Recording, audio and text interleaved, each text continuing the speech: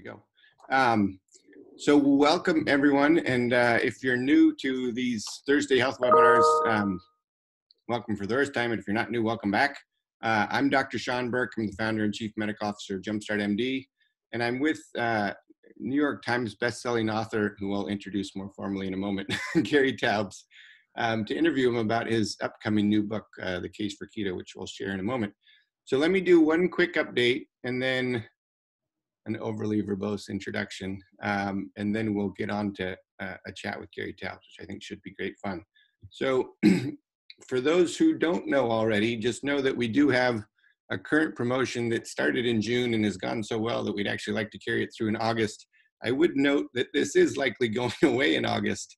And so it's a great time if you're interested to refer a friend to Jumpstart on the weight loss program with a free clinical assessment fee, a $200 value, or potentially the bioidentical hormone replacement therapy, where your initial labs, which could be anywhere from $600 to $900 in retail value, would also be free. So now is a great time if so inclined, and we appreciate it if you do, particularly during COVID.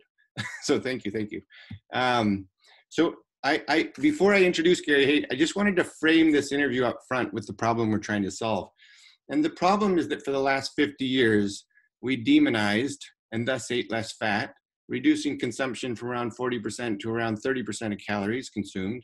And we simultaneously filled that void with carbs, particularly refined carbs like white flours and sugars. And you can see that here on this graph, looking at the downward slope of fat intake and the upward slope of carb intake. And then you'll see what happens potentially, at least in part because of that down below. And why did we do that? Well, we did that primarily because our academic and nutritional thought leaders, and ultimately our government, told us that it would make us both healthier in our weights and healthier in our metabolic state or health. But somehow those recommendations have failed to achieve their intended outcomes as we steadily became heavier or more obese, and as I'll show you in a moment, sicker than ever before, with an unprecedented rising obesity prevalence rates since 1980.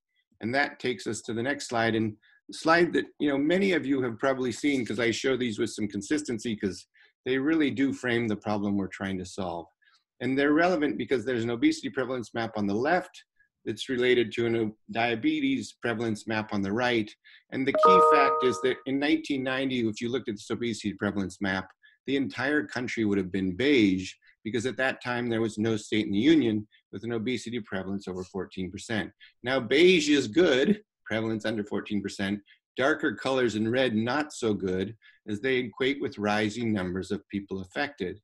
And you'll also see the increasingly metabolically sicker part of that equation here in the diabetes maps on the right, which you'll see mirrors the obesity epidemic as we move along, beginning here in 1994, 4 years later. We're not beige anymore, Houston, and well, particularly in Houston. And then 1998, 2002, 2006, 2010, and 2014, at which point one could argue the country has literally caught fire.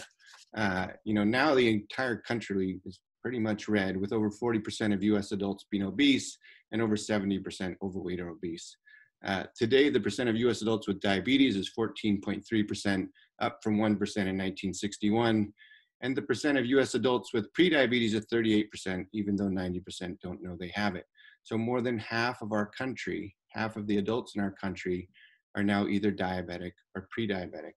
And it's also important in our current pandemic to know that all of these people are now more predisposed to serious coronavirus infections, not to be the bearer of bad news, but it's all sort of related to this underbelly of metabolic dysfunction that makes us vulnerable as a society. So, and unfortunately, again, not to be the bearer of bad news, and this is why we want to talk to Gary, the future looks even arguably more bleak, with 50% of our country estimated to be obese in the next 10 years. And I want to highlight that problematic elephant in the room before I introduce Gary, because ultimately that's the problem we're both trying to solve. And Gary is arguably the only journalist, historian, and scientist to write a detailed and critical history of obesity research, specifically touching on its convergence with nutrition, public health policy, or public health advocacy, and dietary guidelines. Now, I was a history major back in college, so I love history. And I'll say the following, knowing it's a cliche and truism, but also knowing that it's real.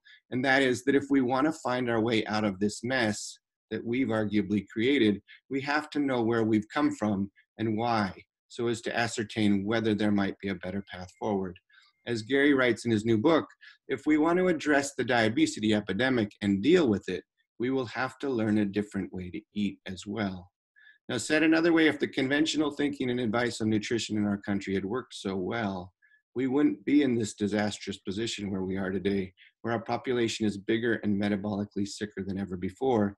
And as a result, that heavier and metabolically sicker majority is again 3 times more predisposed to serious and life-threatening infections from coronavirus than those who are metabolically healthy, now only about 10% of our population, and lean.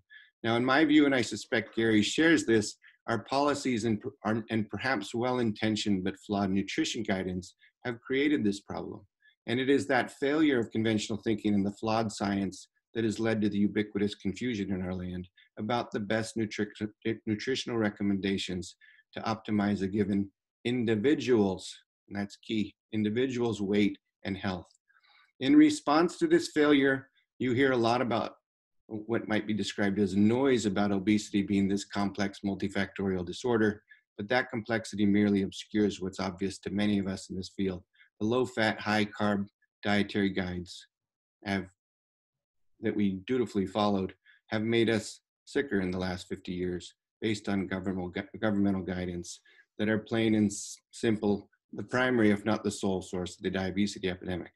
Now, what's good about that, nonetheless, is that obesity and associated chronic diseases can be treated and prevented with diet if we do things differently.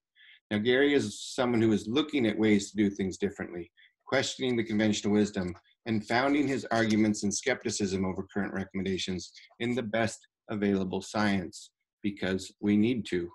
And so with that, I want to start by highlighting 4 of the books Gary has written, 4 of my favorites, I might say, including his soon-to-be-released The Case for Keto. Now, the first, and I don't know the exact page count, but I'll say the first is a beautiful around 700-page tome known as Good Calories, Bad Calories. It's perfect for folks like myself who love detail and history. And I'll confess, I don't think the words in the book would ever have resonated with me had I not first started Jumpstart MD. I'd probably read the book 2-ish or 3-ish years into starting the company. And actually my former partner at the time, I think, beat me to it. And so her kind of point of view had shifted, I think, in response to that book as well. But in short, I saw people have such a dramatic transformation in their health and well-being through a dietary intervention that became increasingly low carb, in part because of what I learned from that book, from the history of nutrition science and nutrition policy, even in the country. So that being said, that's a long book. If you don't want to read that long book, he also wrote what he described to me as the airplane version of that book, which is called Why We Get Fat, that really covers the concepts and does it in a way that is maybe more approachable to the majority of people who might not opt for that level of detail in the longer Good Calories, Bad Calories. Now, the other book that we're big fans of that, by the way, I have my books here, Good Calories, Bad Calories. I have Why We Get Fat here, although you can't see it because of this darn Zoom thing. Anyways, it's there too. I realized I gave my father the other book, which is called The Case Against Sugar, which he dutifully read and also enjoyed greatly. But many of the arguments you've heard from the 4-part health webinar series we did on the chronic toxicity of sugar are echoed in, I think, that beautifully written and also very important book. And I would say it should be required reading for all on the Nutrition Guidelines Committee for our country today. And arguably so should this one, which is the new one, The Case for Keto, Rethinking Weight Control and the Science of Practice Low Carb, High Fat Eating.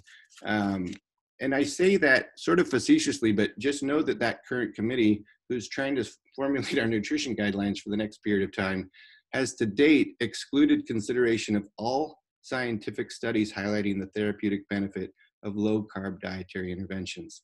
And as you'll see, that's really a tragedy. It's a tragedy for citizenry solely in need of good and individualized scientifically based nutrition guidance. Now, to have a little prompt for the book, just know that it's not released yet. I think that's happening at the turn of this year, but it is available for pre-purchase pending that New Year release. So in our review today, I'm hoping Gary will reveal many of the arguments therein. So you might now be asking, who's Gary Taubes? Well, he is a founder of the nonprofit Nutrition Science Initiative, also known as NUSI, an award-winning investigative science and health journalist, and the author of numerous books, including the ones I just mentioned, among several others, and a multitude of articles.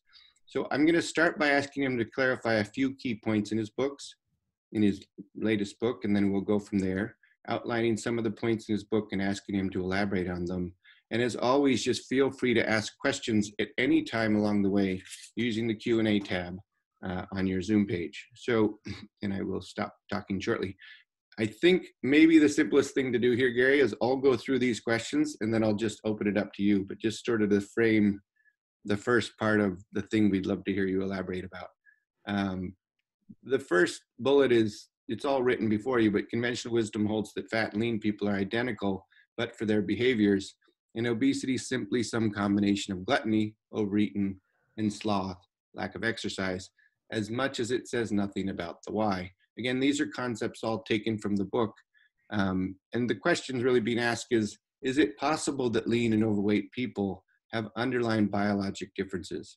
That the problem is not, quote unquote, in their heads, eat less and exercise more, or bodies, rather than, or brains, but rather in their biology or their bodies.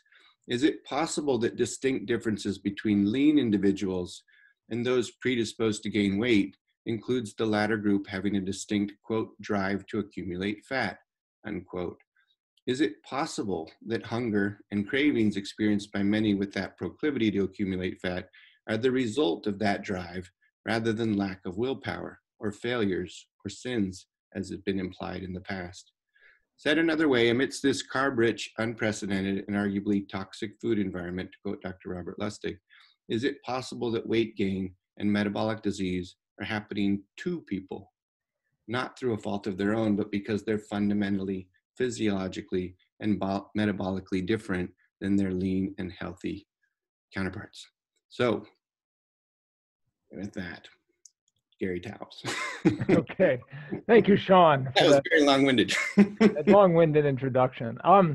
So, okay, as you said, I was a journalist, not a doctor. I'm not a nutritionist. I was an investigative journalist. I've got a hard science background.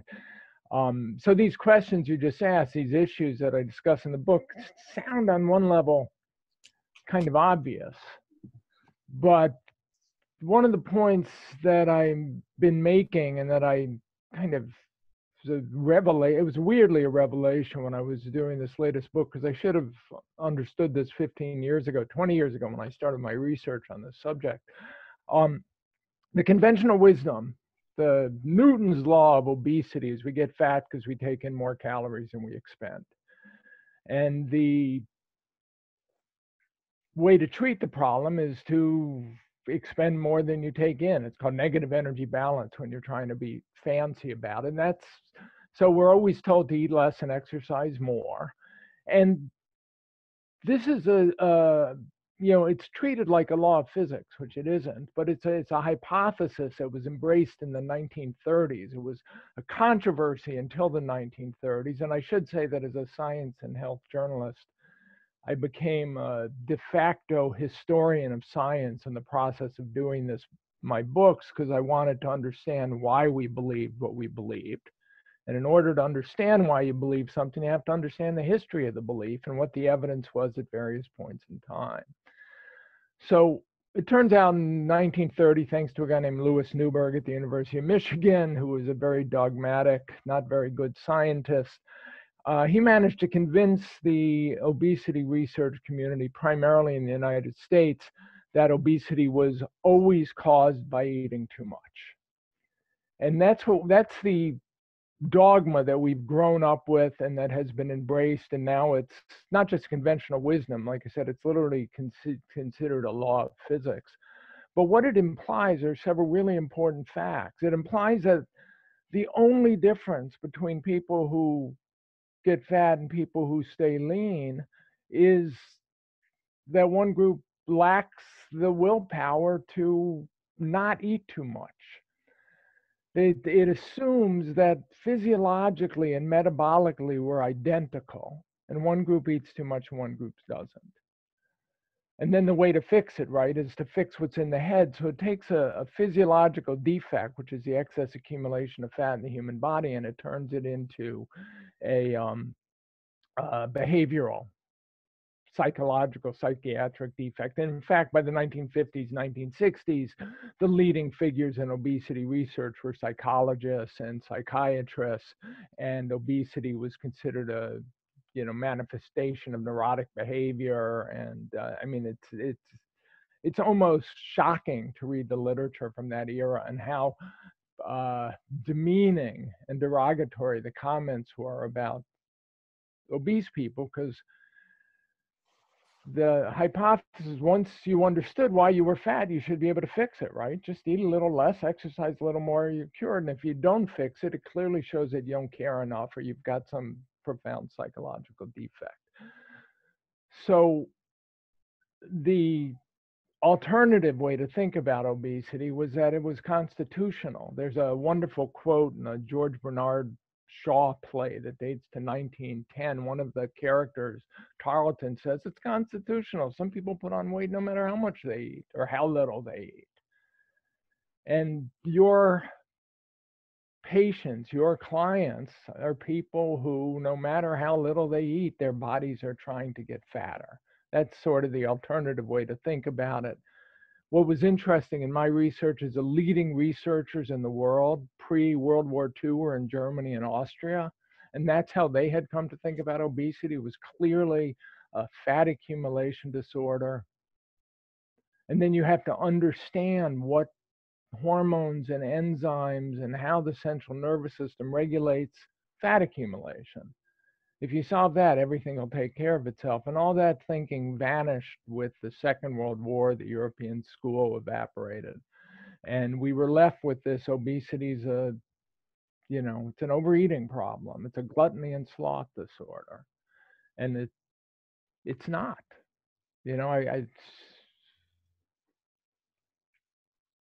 And then those of us who get fat easily know it's not. That's always been the problem. So anyway, let's go to your next slide, because then we'll move on. I can talk for an hour on each slide, but that'll be problematic. All right, so this is sort of similar in concept, but if lean, healthy people and overweight, often metabolically unhealthy people are distinctly different, is it possible that the latter group needs to eat differently than the former group to stay lean, healthy, and free of hunger and cravings?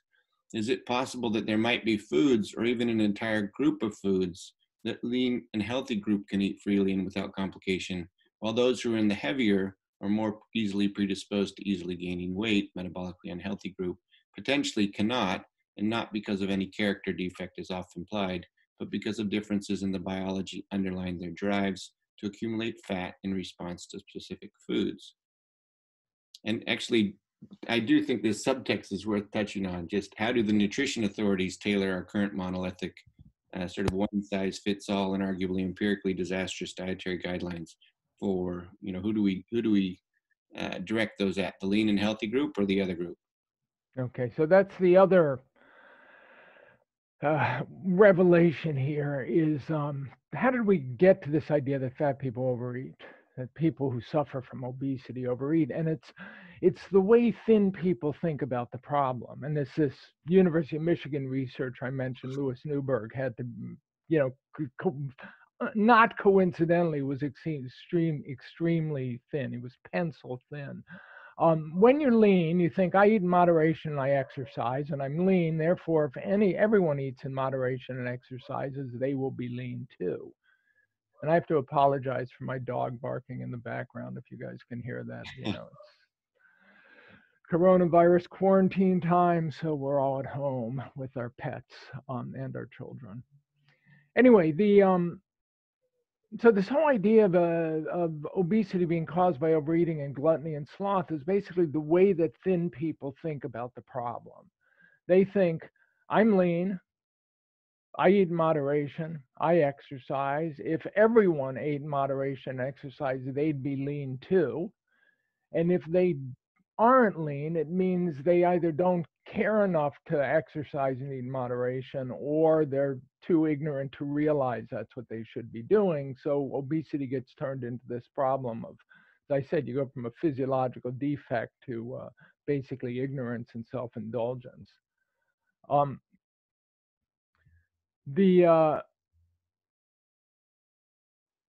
reality, again, once you start paying attention to the physiology, the metabolics of the endocrinology, the way hormones regulate fat accumulation, is that some people might just have to eat differently than others to remain. So not eat less, but eat differently, because different macronutrients, different food types have profoundly different effects on our hormonal state, the hormones we release in response to eating those foods in order to metabolize them. And one of the biggest problems we suffer from today is that the consensus of what constitutes a healthy diet is, and we all know this, and it's very profound here in Northern California.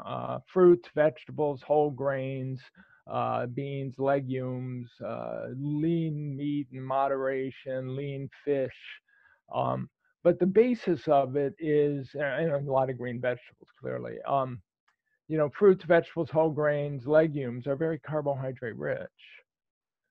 And this is supposed to be the basis of a healthy diet. It's what we're now told is the basis of a healthy environment too, which I think is also, it's a possibility that we have to seriously consider. But the science there is also very young and premature. But it's conceivable that the diet that will keep lean, healthy people lean and healthy is a diet that will make those of us predisposed to get fat, those of us for whom obesity is a constitutional problem, obese. And if we try to eat that diet and not be fatter, then we have to restrict how much we eat. And so it's either going to make us obese or it's going to make us hungry, or both, most likely both.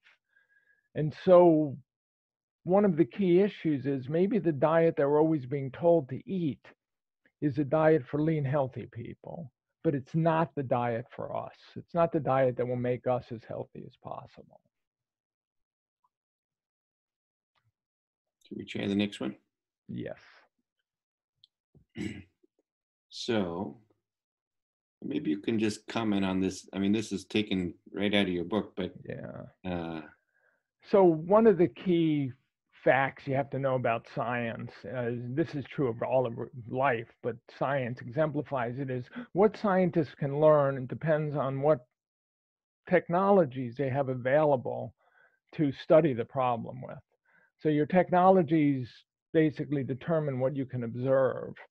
And what you can observe determines how you create your hypotheses and then how you test your hypotheses. And in nutrition, the big breakthrough in modern nutrition is dated to like the late 1860s and the invention of this device called a calorimeter that allows researchers to measure how much energy that sort of full-size animals or humans expend.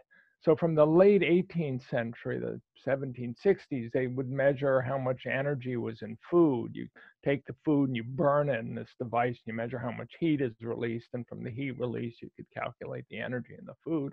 And now they have a device where they can measure how much energy is expended. And for the next 60 years, the basis of all nutrition research, well, it's vitamins and minerals because they can measure those, and it's protein and fiber because they can measure those, and then it's energy in and energy out. And so by the early 20th century, they have this theory, energy is measured in calories. And so they create a theory, a German researcher named von Noorden creates a theory that obesity is caused by taking in more calories than you expend. And this becomes, again, the bedrock. This is what Louis Newberg in the 1930s claims to prove is true. And you get these comments like from Jerome Gropeman. Gropeman's a professor at Harvard. This was a line written in The New Yorker, the importance of calories. If energy gained exceeds output, the excess becomes fat and remains one of the few unchangeable facts in the field of dietary science. I'm not sure you wrote that quote correctly, but that was in effect exactly. That was so it's calories are vitally important. It's all about calories. There's a nutritionist at NYU who wrote a book just about this fact and how important calories are in the field. And we're always told to eat fewer calories until you look at the calorie counts on the foods you buy at the store and you calculate how many calories are in what you're eating. And especially if you're overweight or obese, this is vital. When you go to the gym, you get on the elliptical machine, you look at how many calories you burn before you got to burn 300 calories before you get off. Nobody ever asks the question, well, how many calories are we talking about here? Okay, so if calories are vitally important and you get fat because you take in more calories than you expend, how many calories are we talking about? Let's quantify this effect. Again, a vitally important effort in any science is to quantify the size of the effect you're discussing. So as it turns out, this is a well-accepted, probably also a little mushy fact, but a pound of fat is roughly equivalent to 3,500 calories. Okay, so you'll often hear conventional dietitians and obesity researchers say, well, if you cut 500 calories a day from your diet, that's 3,500 calories a week, you'll lose a pound a week. So we're going to create a diet for you that reduces your intake by 500 calories. Von Noorden, the guy who came up with this theory, did the calculation himself. And he said, 200 calories excess a day is going to give you 17 pounds of weight gain per year. You're basically just multiplying 200 calories times 365 days in a year.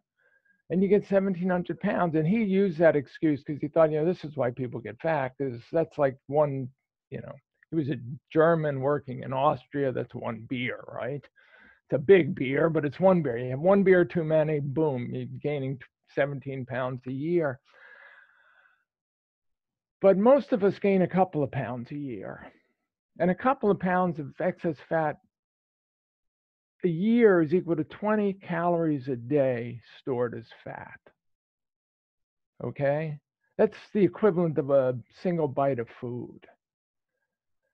The obesity epidemic is about average weight gain of 20 to 25 pounds over the course of 30 to 40 years, depending on where you date the obesity epidemic. That's equal to about 6, 10, 12 calories a day, depending how you calculate it. That's like one extra gummy bear, one extra almond, an eighth of a teaspoon of olive oil being stored in your fat tissue that you're not using for energy. That's an infinitesimal amount. This is the key thing. It's hard to admit the difference. If you gained 30 pounds of fat between your high school graduation and the time you turn your late 40s, and your best friend stayed lean, the difference, what you did that he or she didn't, is store 10 calories a day of fat in your fat tissue. Okay?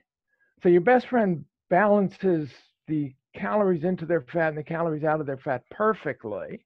That's what you have to do to stay lean. You need perfect energy balance. And you overshoot by 10 calories a day, like the calories in an eighth of a teaspoon of olive oil, a tiny bit of a pat of butter. And even in the 1920s, 1930s, 1940s, when Newberg was pushing this idea that obesity is caused by overeating, there were researchers doing these calculations saying, wait, this is insane.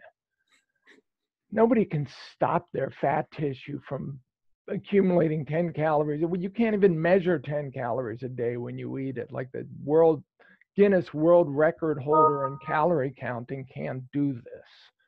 We're all going to overshoot. This fellow, Russell Wilder, who's a leading obesity diabetes researcher at the Mayo Clinic, said, look, the whole artistry of food, of cooking, is about making us eat more than we normally would. Everything we do to food is about making it more palatable so we eat more. Everything we drink and with calories in it is something we wouldn't have drank 200, 500 years ago, or certainly in the, millions of years that humans were evolving.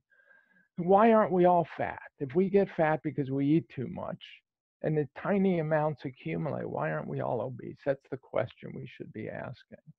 And the point I've been making in my research is that obesity research community has stopped asking these questions.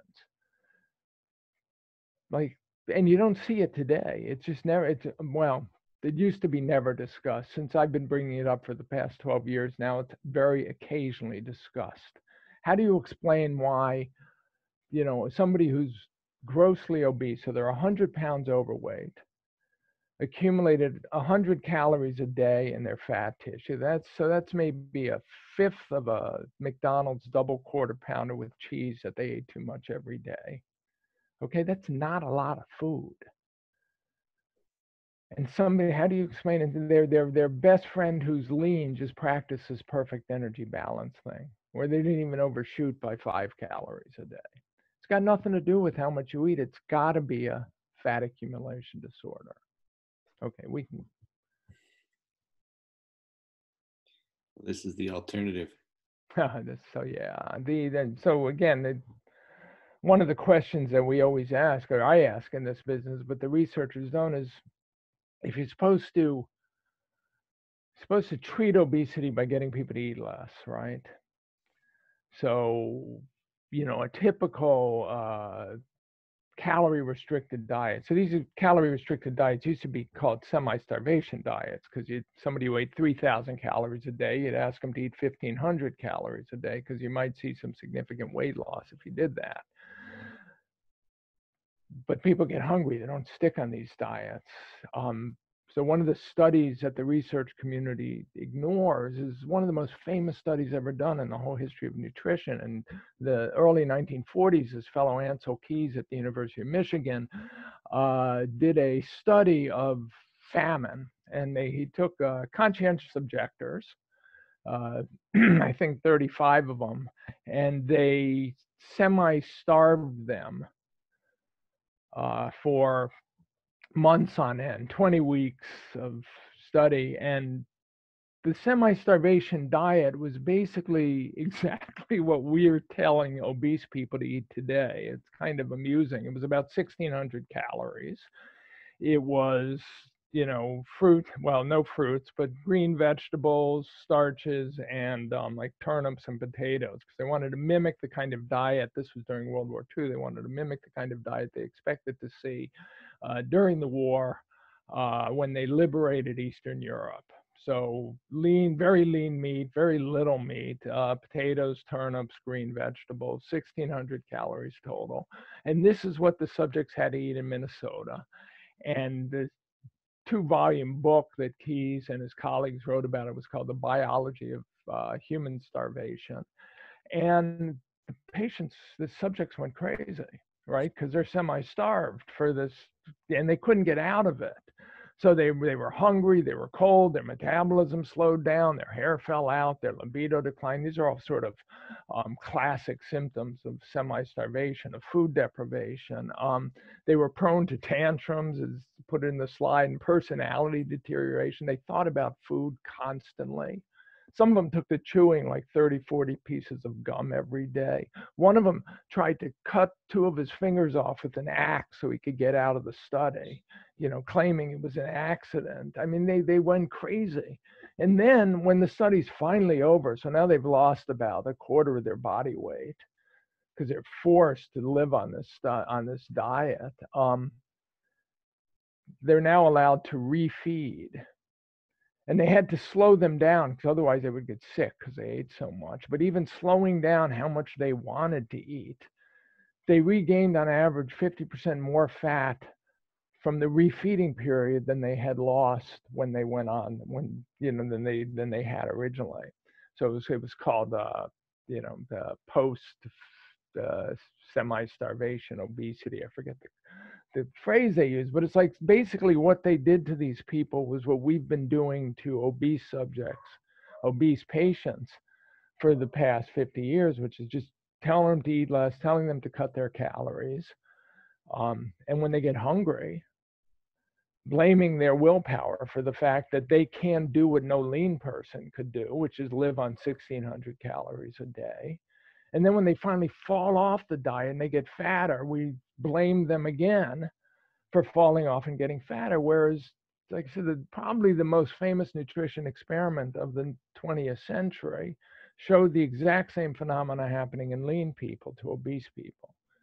And one of the issues, I don't actually say this in the book, I've said this in my other books, from this kind of study, the question you should be asking is not why is it that people who get obese are in positive energy balance, because we know as you're getting fatter, you're by definition, you're taking in more calories than you expend. But why is it that people get obese and people who stay lean act exactly the same? So once you've gained 30 pounds, you now act exactly like your lean friends do. Now you're in energy balance. Now, if you restrict calories, you'll be hungry all the time. Now, if you restrict calories, your libido decline, you'll get short-tempered, all these other things. And it'll get worse if you starve yourself down so you're as lean as your friends. So what's going on there? How do we solve that problem? Now we can. Yeah, this is just, and this is, remember I mentioned this line by Tarleton and George Bernard Shaw's play Misalliance, where he says it's constitutional. Some of us just gain weight no matter how little we eat. What's fascinating, beginning in the late 1930s, researchers started doing, they created animal models of obesity. And when they studied these animals, they realized that these animals got fat, regardless of how much they ate. In fact, you could semi-starve the animals, and researchers did these experiments. So they would measure how much food a lean animal was eating, and then they would give the animal predisposed to obesity half as much food as a lean animal was eating. So they were semi-starving the obese animal, and they got obese anyway. And Jean Mayer, who was the most famous nutritionist of the 1960s, he studied one of these strains of lab mice. And he said these mice will make fat out of their food under the most unlikely circumstances, even when half starved. And this was one of the most consistent findings in obesity research. And the irony, of course, or the joke, which is on us, is that the researchers ignored it. They didn't care, because if the animals weren't semi-starved, they were hungrier than lean animals, so they could blame the obesity on their hunger and so on their brains, when the reality is that the animals got obese even when you starved them. So these questions that you're asking in this slide are all basically targeted. If the counter argument is this is a constitutional predisposition to accumulate fat, then the vital thing we have to understand is what hormones and enzymes regulate fat accumulation. It's funny, if you think about obesity as a disorder of eating too much, of energy balance, then you ask what hormones and enzymes, what's happening in the brain to regulate how much we eat. That's what the field of obesity has been studying in effect since World War II.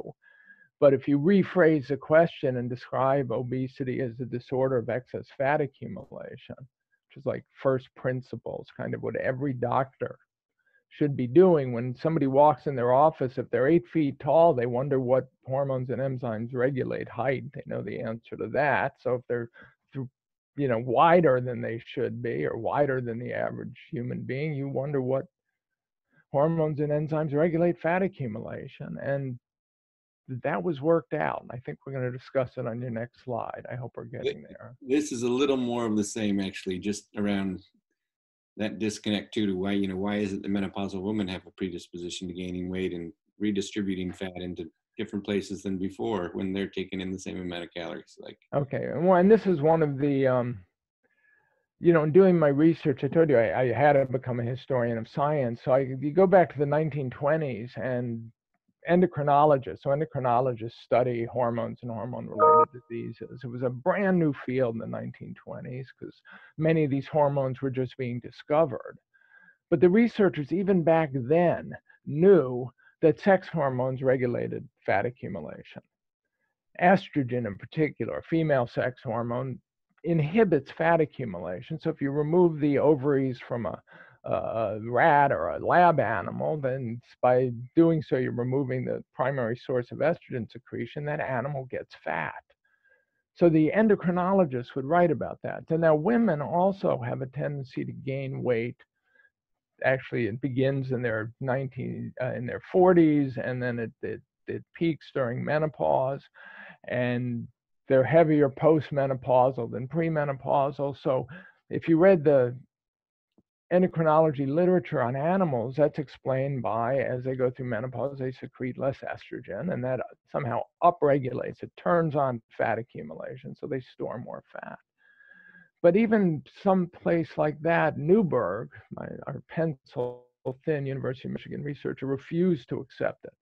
So what he said about menopause, he said the women, you know, again, this is one of the things that you would get canceled for instantaneously if you made a comment like this today. But he said, yeah, they said they get older, they're no longer interested in physical relationships with their husband. They're basically letting themselves go to seed. They play cards with their, you know, bridge with their lady friends, and they nibble on bonbons all the time, and that's why they gain weight. Refused to accept that it could just be a hormonal response or a response to the hormonal changes of aging. So probably she does not know or is but dimly aware that the candy she nibbles at the bridge parties, which she so enjoys now that she is rested, are adding their quota to her girth. This is how these are the people, these were the transformative scientific figures in the obesity research world. You know, you talk about people, historical figures who Louis Newberg was to obesity what Albert Einstein was to relativity. Not that obesity researchers are aware of this because they don't know their history. And this is why we believe the things we believe today, as opposed to saying, well, how do you fix the hormones? Mm-hmm. Okay. Because if it's hormones that are driving fat accumulation or disinhibiting fat accumulation, how do you fix that? That is.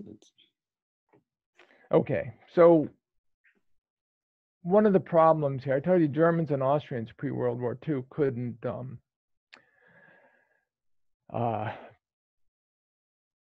they believed that obesity was constitutional, but they didn't really know, they didn't have the tools available, the technologies available to really study in detail the effect of hormones and enzymes on fat accumulation. They knew sex hormones were involved for reasons like I told you. I mean, men and women fatten differently. So that tells you that sex hormones have an effect on fat accumulation. They knew the hormone insulin was involved because type 1 diabetics who lack insulin, people who suffer from type 1 diabetes, don't have any insulin and they're emaciated. They used to die emaciated, starving to death, no matter how much you might feed them. They couldn't store fat. And when insulin was discovered in 1921 and insulin therapy came in, the physicians treating these patients would comment in their papers and their textbooks about how quickly some of them would become obese. So they would go from emaciated to obesity and in their midsections, very localized. So it took a discovery in the early 1960s, late 1950s by two researchers. One of them went on to win the Nobel Prize for this work that allowed them to measure hormones in the bloodstream accurately. And as soon as they did, it was clear that the hormone insulin is the dominant hormone determining how we use the fuels we eat. So when we eat a mixed diet of carbohydrates, fat, and protein, the insulin makes sure that the fat is stored. make sure that we burn the carbohydrates, because that's the immediate problem, and make sure that the protein is used for rebuilding, tissues and cells, which is what you really need it for. So it does this job of what's called fuel partitioning. You can think of insulin as orchestrating how the body uses fuel. And the issue here is that because we eat so many carbohydrates, the difference between having normal blood sugar and diabetic blood sugar is a difference of about a teaspoon worth of carbohydrates in your bloodstream. This is the fact that I'm embarrassed. There are a number I'm embarrassed I didn't realize until a couple of years ago. So when you eat, a plate of pasta, your body has to deal with all those carbs, and it has to deal with it quickly because you don't want your blood sugar to go up. So one way it does it is it tells your body, your fat cells, to store fat. That's what insulin does. And when insulin goes up, your fat cells store the fat you've eaten, and they hold on to that fat as long as insulin's elevated. And this physiology was all worked out between the 1930s and the mid 1960s. And one aspect of this that's fascinating is it turns out fat tissue is exquisitely sensitive to the hormone insulin. So if you want to get fat out of your fat tissue, you have to lower insulin. Insulin has to be as low as it can possibly be. And we'll show a slide to this effect shortly.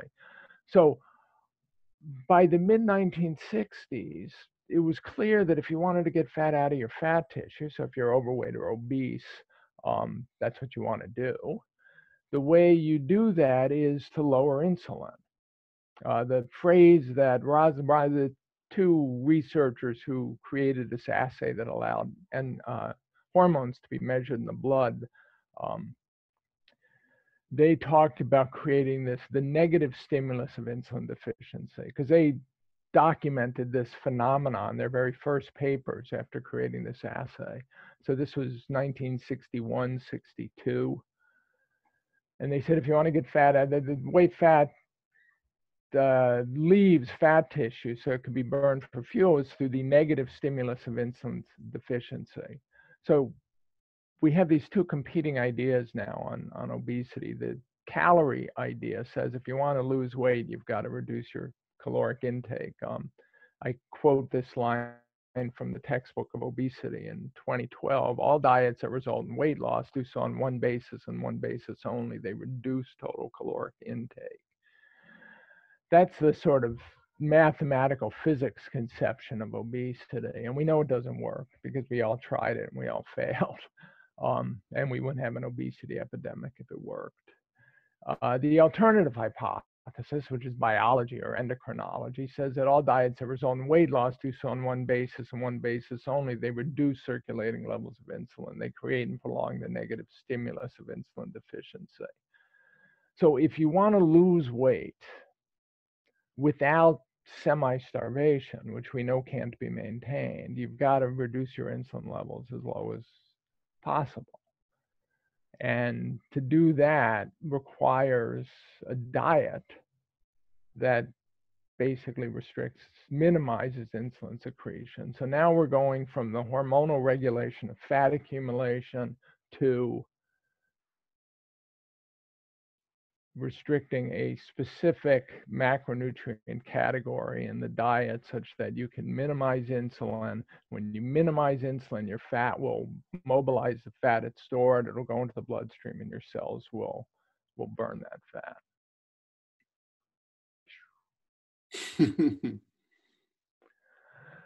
Okay, this is just more, one of the other crazy aspects of this research. It's funny, when I wrote my first book, my editor had to take out my anger because you're kind of stunned. Throughout the history of obesity research, throughout the history of physicians writing about struggling with obese patients and how to reduce their obese patients, there was always this idea that the way you do it, and this dates to 1825 originally, first time you really see it in the literature, you got to get fat. People who are overweight and obese have to stop eating carbohydrates. So you don't eat carbs and you eat, regrettably, and here's where it gets complicated with today's environmental thinking, animal products, because animal products, meat, fish, fowl, these are protein and fat. And so the recommended diet, this book, Green's The Practice of Endocrinology. So this Green was the brother of Graham Greene, the author. He was the preeminent endocrinologist in the mid-20th century England. And his recommended diet for obesity, this is a seminal endocrinology textbook in the United Kingdom, is avoid bread and everything else made with flour, avoid potatoes, avoid foods containing much sugar and all sweets, and you can eat as much as you like of meat, fish, birds, eggs, cheese, all green vegetables, fruit. Hilda Brooke, who was a leading authority on childhood obesity in the United States, she started the first pediatric obesity clinic at Columbia University in 1937.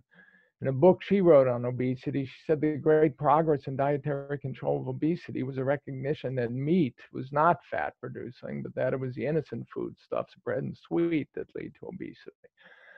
So we always had this idea that carbohydrates are fattening, sugar is particularly bad for whatever reason, sweets, and these other foods, you can eat as much as you like of. It's not about how many calories or what percentage of the diet it is. Meat, fish, birds, eggs, cheese are just not fattening.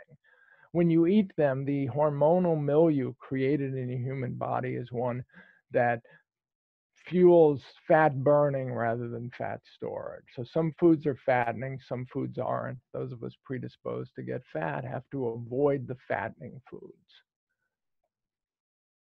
Mm-hmm. Okay. And this is just connecting the actual textbooks. You know, you always want to say when you're writing these books, look, I'm not making this stuff up. Okay, this graph, this image comes from a book by the leading authority on fat metabolism in the world. He's now retired, Keith Frayne at the University of Oxford University in the UK, and this was his book on human regulation, human metabolic regulation in humans. This is the third edition. It just came out a year ago, although the same chart is in all of them.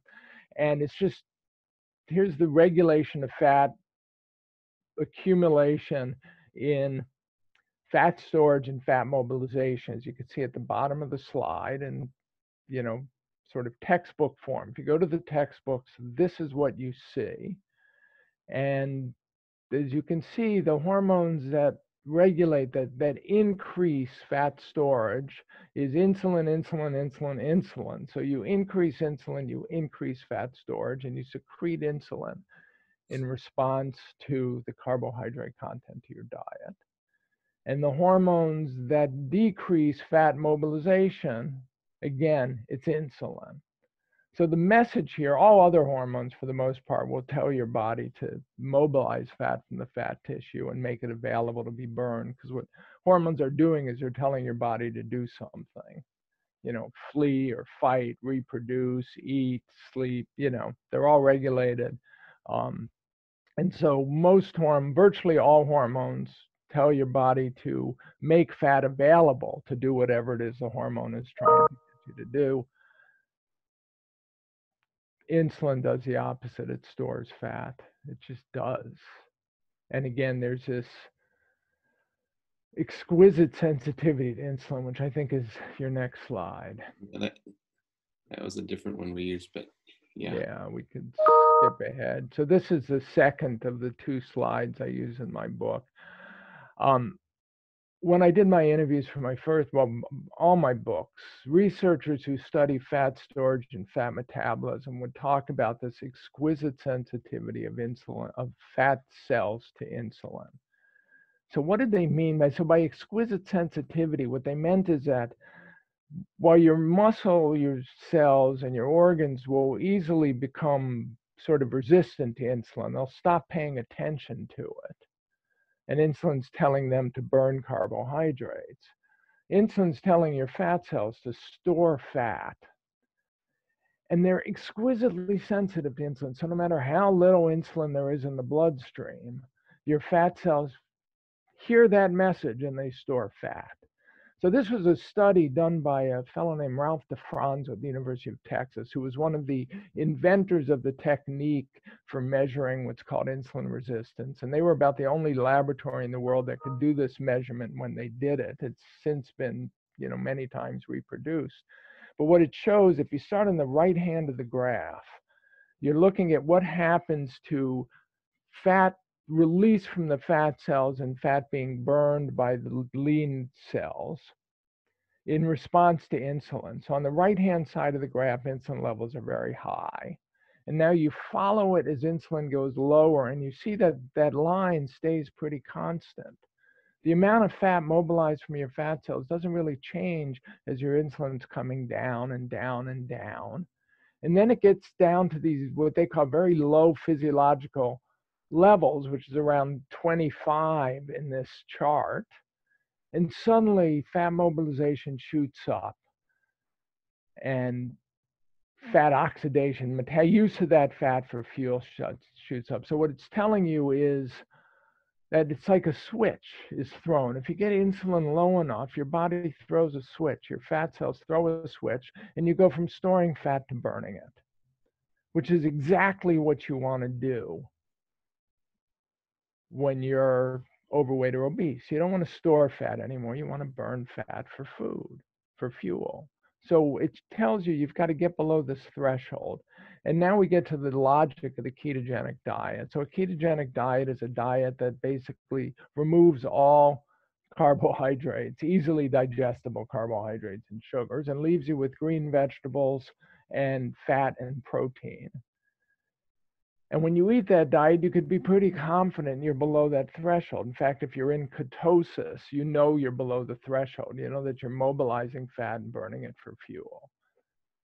And so physiologically, all the debate since 1825, when this fellow Frenchman Antoine Briat-Savarin first said that curing obesity requires more or less strict abstinence from carbohydrates, all the way through Atkins and all the arguments today, is basically the logic is for those of us who are predisposed to store fat, we have to get our insulin below that threshold.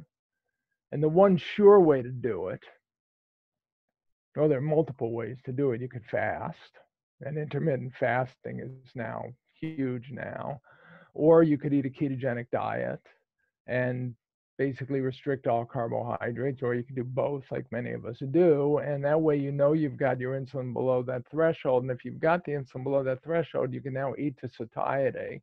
You can maintain a healthy weight and achieve a healthy weight without being hungry, which is sort of the key. That's what we all want to be able to do. We want to eat like our lean friends do. Be able to eat to satiety without worrying that we just gained 5 pounds. And the problem is we're different than our lean friends. So those of us who gain weight easily, if we want to eat if we want to be able to eat to satiety and not gain fat, we have to avoid the carbs. And that's the message. Well, and just a related thing to state a little bit of the obvious, that left side is unlocking your fuel reserves. That left side is just unlocking people's fuel reserves. That's a good way to phrase it. Exactly. Thousands and thousands of calories worth of fuel versus a really finite amount of carbohydrate reserves. Yeah. No, and that's a critical way to phrase. The problem with obesity is you've got all this fuel on board, but you can't access it. So again, the conventional wisdom is you can't access it because you don't need it because you eat too much and exercise too little, which doesn't make any sense. This says you can't access it because your insulin levels are elevated, or you can't access it enough. There are times while you're sleeping, your insulin drops low enough. One of the reasons we don't get up in the middle of the night to eat, or most of us don't, is because our insulin is low and we're burning fat for fuel. What we have to do is increase the length of time during the day we increase fat for fuel. And if we unlock those fuel reserves, we're we're draining them, we're making them smaller, and we're, in effect, our body is eating that fat, so we're not hungry. It's, again, it's sort of crazy simple, except that our authorities and our experts have embraced this inane energy balance idea and never, could never get to the simple part. And you think about that even in terms of what if you're an insulin resistant subgroup of people too, which is maybe the group you're talking about. But if their levels of insulin are chronically elevated and their fat cells are exquisitely sensitive to insulin, how much harder does that make getting below their threshold? And do they again go lower than the next person as a result? And that's exactly it. So if you're insulin resistant, it means so being insulin resistant is interesting because it means your lean tissue, your muscles and your organs are resistant to glucose, to taking up blood sugar. So the way the body responds to that is it elevates insulin levels. Once it elevates insulin levels, now you're above that threshold, you're storing fat.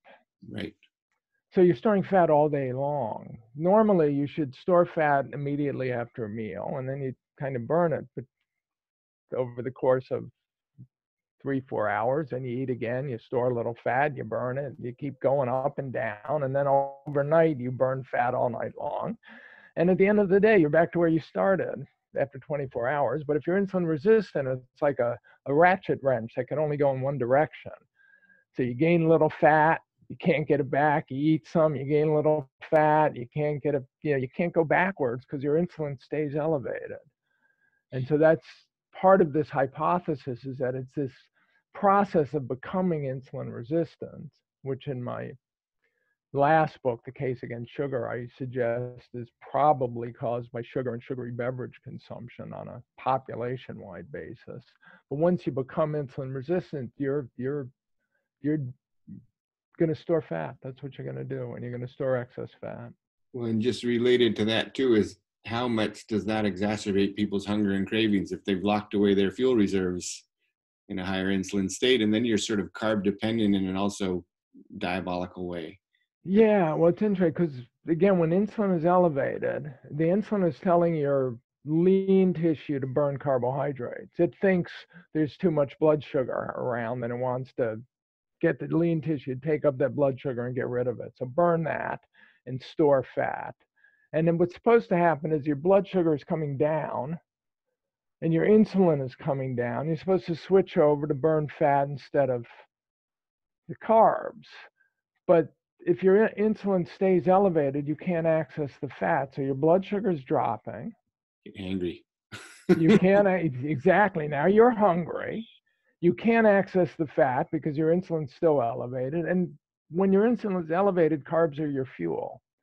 And I wonder if it's interesting, sugar is a fuel that could be metabolized. The fructose and sugar can be metabolized by your liver without insulin.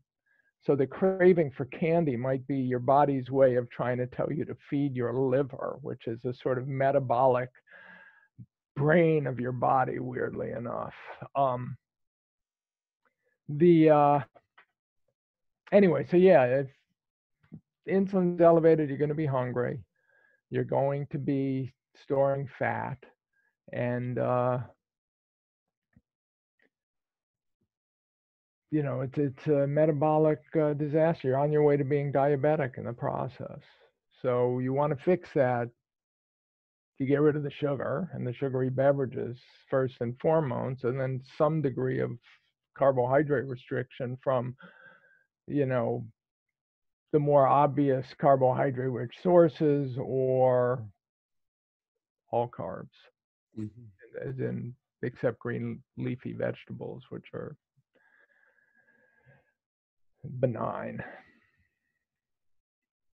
See, we can skip this one potentially in interest of time, but it was really just highlighting, I think it was a group of 100 Canadian physicians or more than 100 Canadian physicians who were just describing their clinical experience with what it was like to prescribe high fat, low carb diets. And well, so this is the conflict we've been living with since the 1960s, when the nutrition community developed a theory that if we eat low-fat foods, it'll keep our cholesterol low and we'll live longer. And it's a perfectly fine hypothesis. It never really panned out in the sense that we've never been able to show it's true in experimental tests. And as we move towards low-fat foods, we got fatter and more diabetic. And then the flip side is the clinical observation, what you see in your clinic. The reason you've become more and more of an advocate of very low carbohydrate, high fat diets is because you've been able to see over the course of your clinical experience how healthy people get on these diets.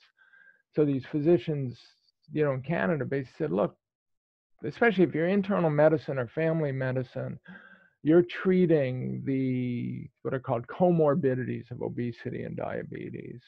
So you're treating obesity and diabetes and hypertension and heart disease and kidney disease and retinal disease. And you put people on these very low carbohydrate, high fat diets, they just get better. They just get healthy. What we see in our clinics, blood sugar goes down, blood pressure drops, chronic pain decreases or disappears, cholesterol profiles improve, inflammatory markers improve, energy increases, weight decreases, sleep is improved, irritable bowel syndromes are lessened. So people get healthy. You remove the carbs, they get healthy. It's virtually insane that we're still fighting this battle to get the medical research establishment, not just to realize what their physicians are seeing. And there are now a few tens of thousands of physicians, by my estimate, around the world who have embraced this way of thinking. But even to study it, and as you put it out, there have been more studies on the low carb, high fat, ketogenic diet than any other diet. And yet in the upcoming US dietary guidelines for America put out by the US Department of Agriculture, they basically ignore all of them. And the reason they ignore them is because you put people on these diets, they lose weight, right? So they consider these diets weight loss diets, and they don't see themselves as giving medical advice about weight loss. So you can't avoid people losing weight on these diets because they lower insulin, right? And when you lower insulin, you lose weight. Yeah. So they consider the diet a weight loss diet. So the studies that are done, even if you do a study to measure migraines or something, which people do, they're going to lose weight. Now it's a weight loss diet. Therefore, the USDA isn't going to pay attention to that study. It's interesting how I sort of think about it. I think of weight as the external manifestation of their underlying metabolic imbalance. And what you're really doing is just restoring balance. And it comes, weight is the byproduct of that, improving their triglycerides and HDL, as pointed out in this quote, is the byproduct of that. Getting their blood sugars better is the byproduct of that. It's all about taking this thing away to restore this metabolic imbalance that then drives weight loss. Right. That's it. It's not putting them on a weight loss diet. It's not, a hypertension medication. It's removing the problem so that they can go back to being healthy. Yeah, which might arguably be an epidemic of insulin resistance, which is maybe another piece of that puzzle. But that's what it feels like to me, seeing thousands of patients over the last 14 years. Yeah, exactly. Well, so that's any care to take a stab at any of these? About sustainability. Well, so why so much individual variability? It's just the way things are. That's not there's not a why answer to that question. It's just as people grow to different heights and have different eye colors, they have different predispositions. A lot of this is clearly set in the womb during pregnancy, so it's not all a genetic issue. But this is one of the obvious. If you put us all on the same diet, some of us are going to get gain weight, some of us are going to stay lean, some of us are going to become endurance runners, some are going to become weightlifters, some are going to become bodybuilders, some of them are going to be morbidly obese, all from the exact same diet. The question now is, how do you have to change that diet so the ones who become overweight, obese, hypertensive, diabetic, whatever, don't? And it could have been anything, but the answer appears to be remove the carbohydrates because of this insulin connection. Is it really okay for some people to remove as needed an entire food group? This is a definition of a fad diet, is it recommends removing an entire food group? And the answer is regrettably yes. It looks like for many of us to be lean, we have to remove a food group. This the primary stimulant of insulin secretion. The same way for somebody who suffers from type 2 diabetes, if they want to be healthy without insulin, they have to avoid carbohydrates. And the same would be true of those of us who suffer from obesity. Is it easy to do? Not at first, but eventually it is. And about sustainability, the medical community thinks about this as sustaining a diet. And they think, oh, people don't want to sustain a diet. Nobody stays on a diet. Our studies tell us that nobody stays on a diet. In part, they think that way because a diet's a semi-starvation diet, and nobody can live with semi-starvation. The reality is you're sustaining health. So you eat this way, you get healthy. It's sort of naive, simple example I use in the book is I have a corn allergy. I've always had a corn allergy. So when I was a kid, if I ate corn, I had all kinds of distressing gastrointestinal responses. They took me to the allergist. We ran tests. It was clear the corn. I stopped eating corn. So I now sustain a corn-free diet for my life because I don't want to have the side effects of eating corn. I want to be healthy. It's easy to do. I go to a movie theater. I want popcorn as much as the next person. I don't eat it because I know what's going to happen. And I don't want that to happen. Or sometimes I eat a little bit and I suffer through it. But the point, so what you're sustaining is not a diet. You're trying to sustain good health. You've found a way to eat that gives you that health. That's what you're sustaining. And that's relatively easy if you think about it like that. And the good thing, this feeds into your second question.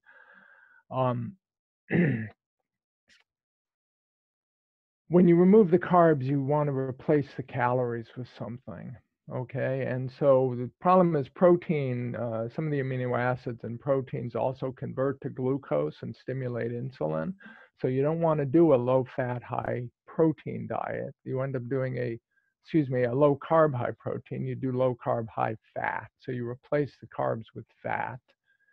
And we've been taught since the 1960s with 50 years of bad science that dietary fat is bad for us. But all I can tell you is there are now 100+ studies that suggest that when you remove the carbs and add back the fat, people get healthier. And in adding back the fat, they get to eat enough energy, enough calories to fuel their body so they could eat to satiety and they could eat pretty rich, wonderful foods.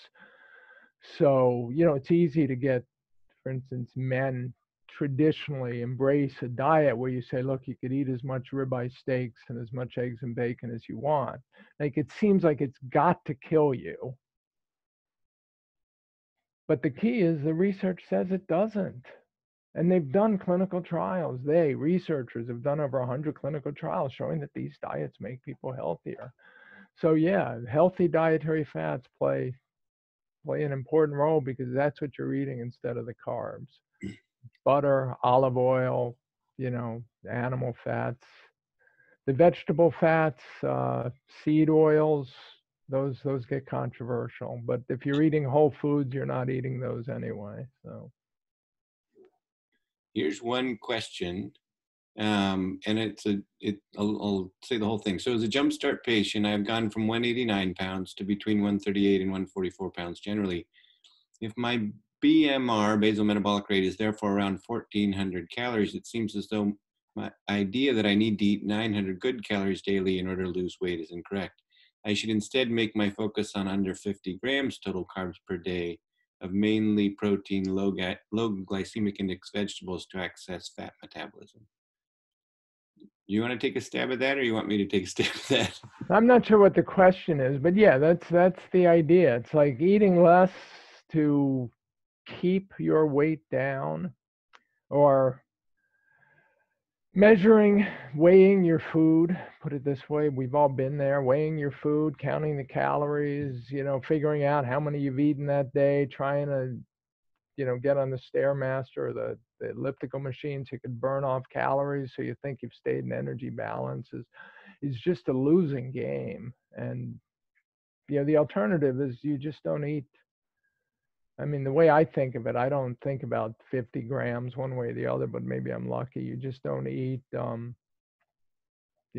starches, breads, pastries, and, drink your calories, and then, you'll be fine. Whether or not the eating too much thing, people always say, are you saying you could eat as much as you want, not get fat? And I'm saying, well, as much as you want, well, pretty quickly adjust so that as much as you want is an amount of food that doesn't make you fat anyway. So your hunger goes away, your cravings go away, your urging, to binge eat for the most part will ameliorate, and they'll do it because of physiological reasons. You've unlocked your fuel stores, as Sean puts it, and so you've got fuel. I think that's in terms of this question, I think that's one of the challenges that people have. They think about that number of the quote unquote calorie deficit they're trying to create from this lower number than their basal metabolic rate. The challenge in answering this question is you really want to think of it as cumulative. You've got the food or calories that you're eating. You also have the food or calories that you're digesting and eating or oxidizing from your own internal fat reserves. And that's what you ultimately need, and that's what you're trying to access. You're trying to again create an environment where you're liberating those fat reserves and you're feeding off of that, and thus suppressing your hunger and cravings and driving weight loss if that's still desired where you are today. That should help facilitate that, catalyze that.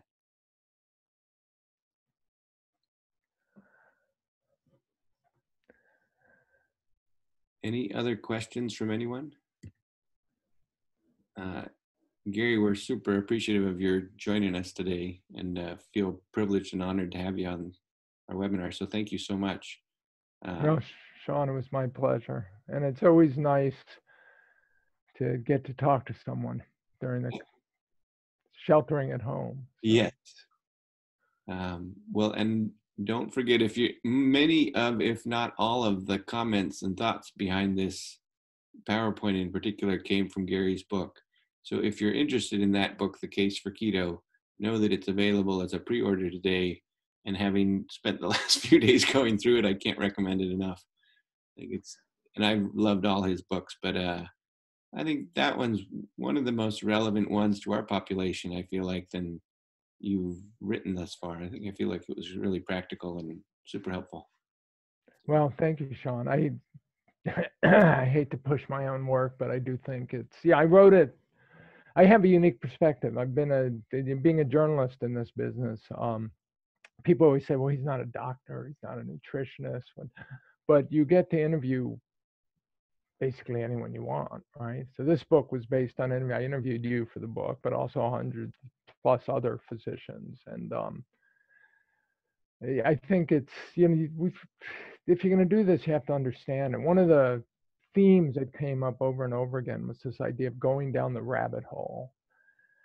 So you've been struggling with your weight your whole life, struggling with your blood sugar or your blood pressure, and you suddenly find a way to eat that fixes it. I mean, literally, it seems to just fix it. Now you want to understand it. I think it's very vitally important. And also because other people think you're eating a fad diet, or they'll think you're killing yourself, or all the, the usual knee-jerk responses we get from our friends and relatives. So the more you can understand, and the more you can help them understand it. Because if you're in a family and you're saying, I can't eat carbs, you want your friends, your family to understand it. You don't want them saying, oh, come on, just have a little piece of birthday cake, So anyway, I wrote that book so that people, to try and put into perspective all of these issues, including how to make this work, how to think about it to make it work. So The Case for Keto. That's great. Thank you so much. Okay, thanks, Sean. We'll see you later, and thanks everybody for joining us, and send in questions if you like. And otherwise, we'll see you next Tuesday on the Jumpstart Live session, or next Thursday where Dr. Tandon is talking about bioidentical hormone replacement therapy, and specifically safety, potential risks, indications, the differences between the kinds of hormone replacement we're doing and the ones, for example, described in the Women's Health Initiative, which we described as quote unquote synthetic versus bioidentical. But anyways, that should be a great one too. And thank you again for joining us today, and have a great weekend.